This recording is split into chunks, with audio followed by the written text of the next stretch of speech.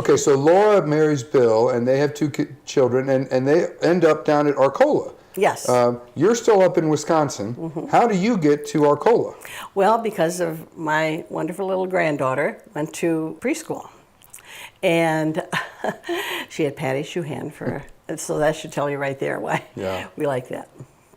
But where did, because I think that was the first time that I met you. Yes. Was at preschool and at Panera. Yes, because you went there at Panera, and I would take Elizabeth there for lunch after kindergarten. And again, she thought you lived there, I think, part of the time. And that's where I met you, yes.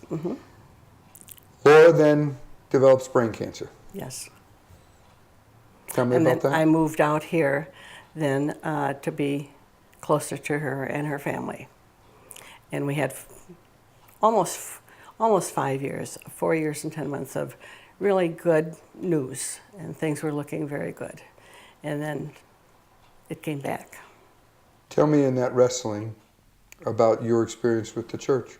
Well, the church has been my foundation, because when she was ill, you and Lisa came several times during the week, and it was a comfort to Laura, but it was a comfort to me to have you there, have somebody caring, and a comfort to Laura's friends, because they were there different times when you said prayers.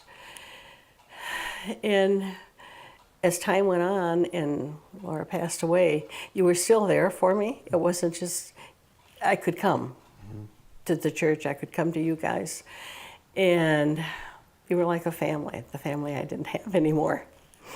And it helped me to go back to God, I think, and realize that there is a God, and He is there, and God is in control.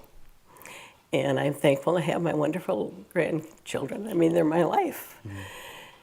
And the church has since been a foundation for me to pick up and continue going. And I see a future in this church. I think it's exciting. I'm enthusiastic about it. And you have a vision for the future. You're always wondering what else you can do for the community. And it's inspirational, and it just feels good to be at this church. It's a comfortable church. You and I have talked a lot on what we're looking at in terms of Phase 3 and the different initiatives we're looking at. Music room and youth ministry moving over here and expand the narthex. But there's one part that you are particularly excited on. That's the chapel. Tell me about the chapel.